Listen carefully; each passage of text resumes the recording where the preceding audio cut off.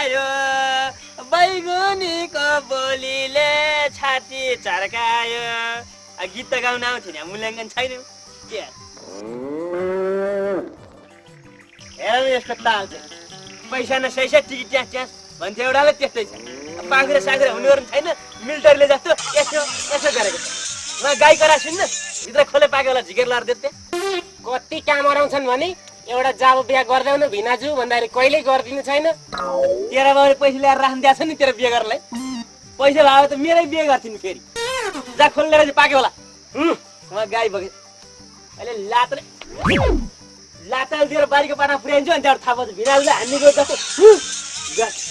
लिएर आयो भन्छ खोले लिने गएको मान्छे कहाँ कति कस्तो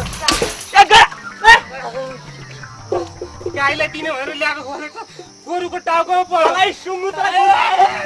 ला कता भाग्ने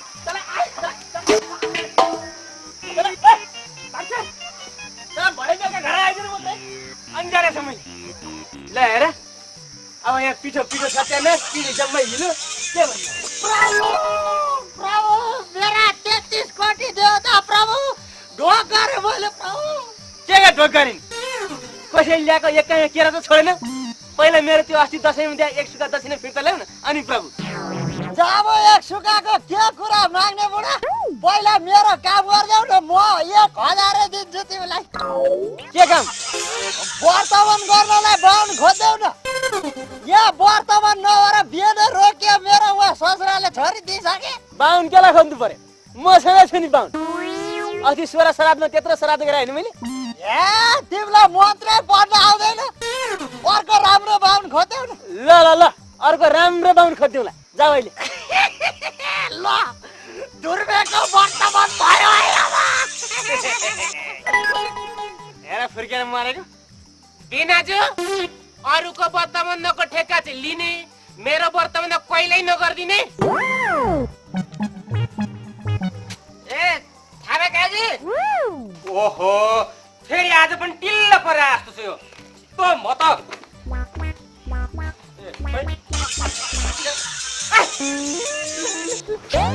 के गरे बे त्यहाँ दोबाटा पसल चाहिँ राख्ने हाम्रो कुरो चाहिँ नसुन्ने तिमी जस्तो जोड्या घैटा कुरो के सुन्नु नि मेरो स्वानी र त्यो ससुर बुढो मिलेर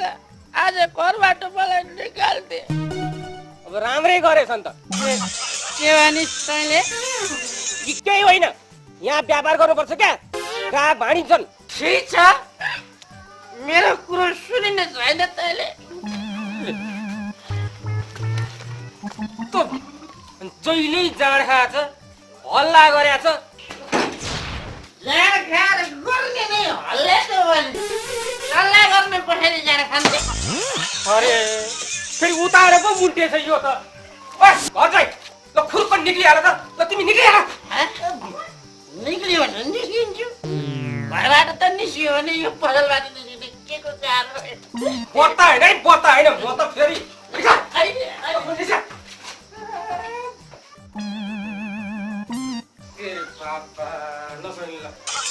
कति धोकेको धोक्नुसँग धोकेछ नि जाँडको घ्यापै रहेछ नि मलाई मेरो सासूले घरबाट निकाल्न चाहिँ नहुने के होइन बाबा ए बाबा मैले सकिनँ नि सकिनँ अरे मैले पसल बन्द नगरी नहुने भयो है त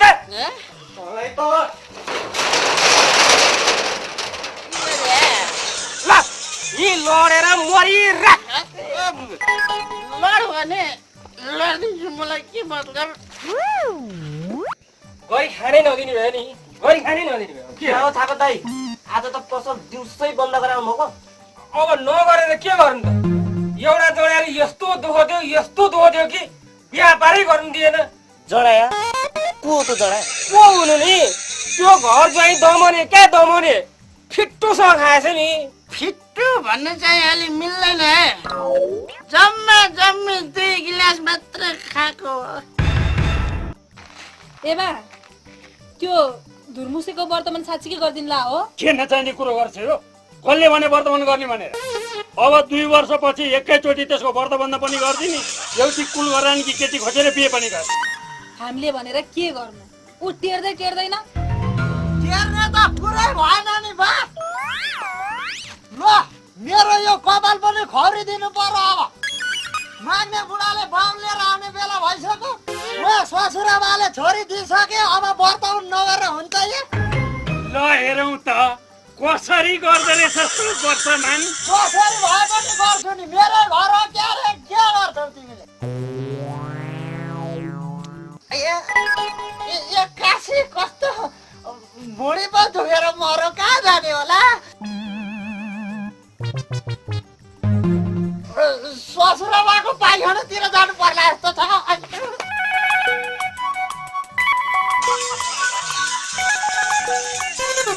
अरे कहाँ शत्रुका पाइखाना पसो त्यसलाई दशा लाग्नलाई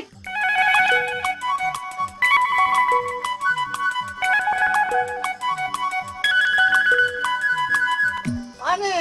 बा त्यो व्रत मलाई चाहिने सामान के अरे अब हजुरको वर्तमानमा के चाहिने हो आफै जुटाउनु ला हस् त भने फेरि पेट दुखेर मरो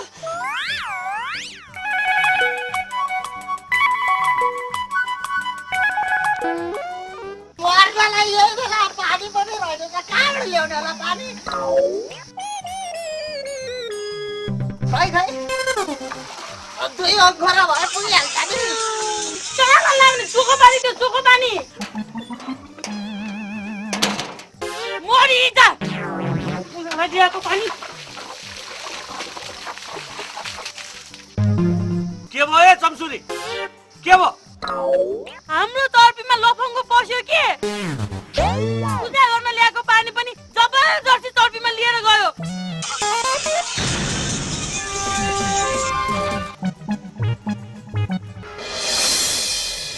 यो मुला साग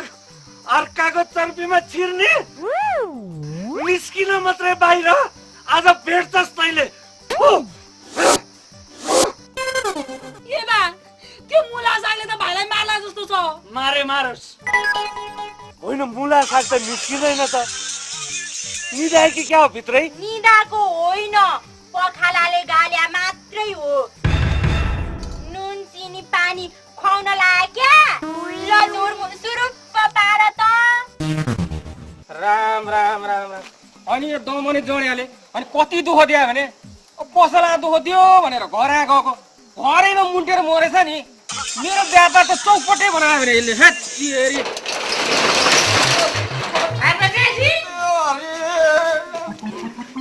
होइन फेरि मरिस भन्यो कति बेलाको कस्तो ढिला गरेको म कति पुरे हेर न एक जर्किनमा यति बाँकी छ ल तिमी पनि खुटुक्क पार त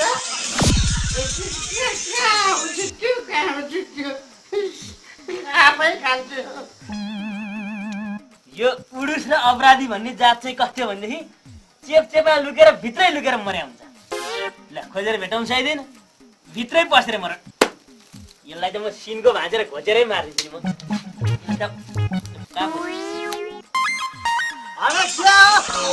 पनिर खोज्न जान्छु भने मान्छे उडुस खोजेर बस्ने तिमीलाई उडुस बुढा ओसेना उडुस पसेपछि उडुस नखोजेर के हात्ती गैँडा खोज्नु त बाहुनको ठेगान भइसक्यो के बाहुनको ठेगान भएपछि 1000 रुपियाँ दिन्छु भन्यो भने लक्कुरले ए 1000 रुपियाँ पाउँछ तिमीले 1000 रुपियाँ बरु मेरो यो एउटा यो 100 को नोट छाड्देऊ त सार्दिनी 50 कहाँ राखेँ यो 50 20 रुपियाँ 60 70 10 रुपियाँ कहाँ राखेँ मैले 80 5 रुपियाँ कहाँ राखेँ यहाँ 85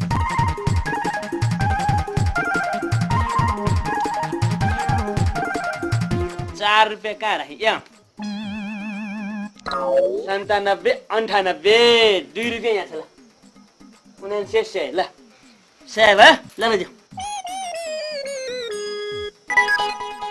ल मेरो 1000 ल्याउनु रुपियाँ ल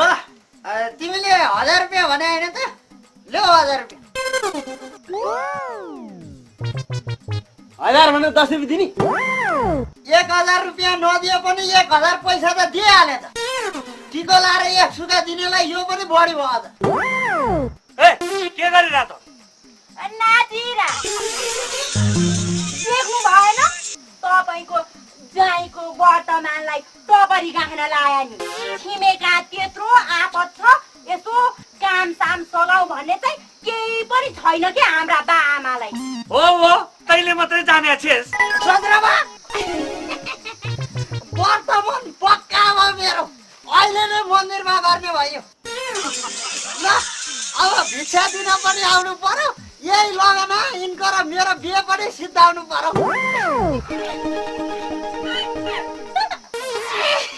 हेर खुसीले हाँसे कि बच्छु कि क्या सन्द्रमा कुरो पक्का होइन त के का पक्का म हुँदा हुँदै मेरो अनुमति बिना कसरी गर्दो रहेछ वर्तमान लहेराउँछ घरै घरै आइजो न तेरो व्रतबन्ध चाहिँ होइन न्वारण गर्छु म तेरो अनि ए दानवीर तैँले चाहिँ मेरो छोरालाई व्रतबन्ध गर अनि मेरी छोरी दिन्छु भनेर भन्थिस् रे कोही नपाएर तेरी छोरी गोजाङ्ग्रीलाई बुहारी बनाउँछ भने ठानेर त सिक्यो तैँले तेरो छोरालाई चाहिँ जोइ बनाउला भनेर भन्ठाने होलास् नि के गर्दो रहेछ भनेर तौलेको पो त छिमेकीज्यू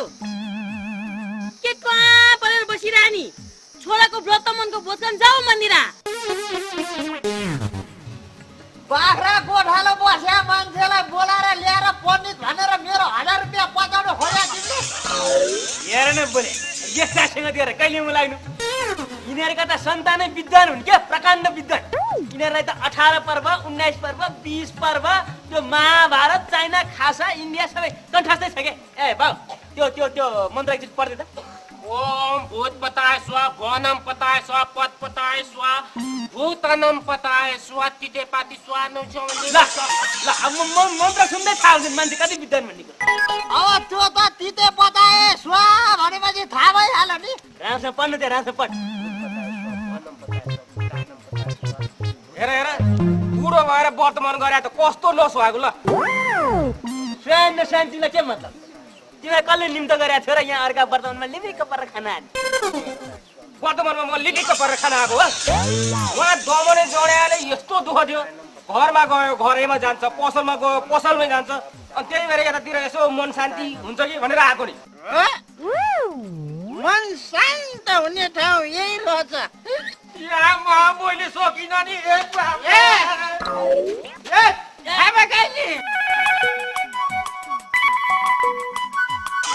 ल फुलपाती लिएर नमस्कार गर्नुहोस् त्यो मन्त्र पढ्नु छिटो पद पताय नम स्व भूत पताय नम स्व भूत गुरुमु एउटै लगना बिहे पनि गर्ने भने होइन त गर्ने नै त्यही त अनि शुद्ध हेर कति राम्रो भराइछ मर्छु कि क्या ए पण्डित बा अब यो वर्तमानमा सिद्धियो भनेर पहिला जोनै भिरिहालौँ कि अरे अब बरु बिहेको मन्त्र पढ्न सुरु गरौँ कि अहिले सोच्रमा आयो भने त खैके नै हुन्छ कि ल यो जनै भिर्नुहोस् त कस्तो यति नभिरिकन बिहे नहुने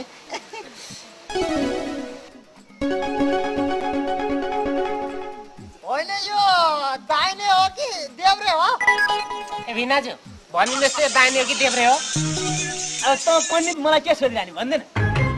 मेरो त वर्तमानमा गरेको भए पो थाहा हुनु नि हेर त खोइ त